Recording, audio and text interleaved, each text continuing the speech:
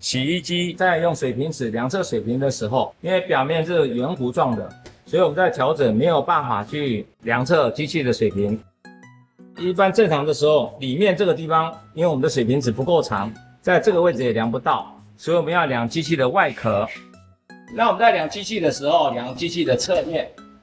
看平行的水平珠有没有正。假设有正，就代表说这个是正的。假设今天看这样子差很多，那就代表说机器是不正，我们要给它调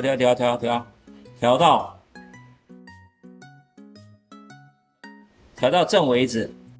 前后的部分就是把它水平吸到机器的正面，看这个水平珠是不是有在正的位置。要不正的话，再去做微调。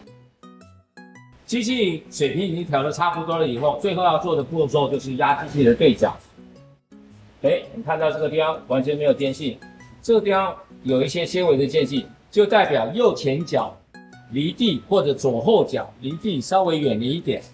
这个时候就要用脚垫或者用机器的调整角去做微调，调到两边压起来都是一样的压力，晃动的情形都一样，这才是正确的。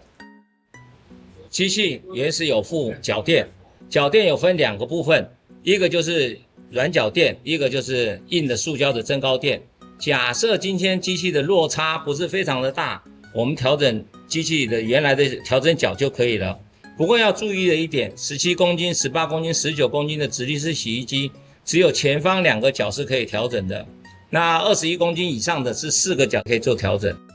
假设今天机器离地板的落差比较大，就可以把这个脚垫、增高垫跟脚垫直接放上去，增加高度。假设今天距离高度落差非常大，不建议叠2到3个增高垫去做调整，这样的话机器的晃动会比较严重一点点。那最多就是能够多一个脚垫、增高垫跟原始的机器脚垫做堆叠，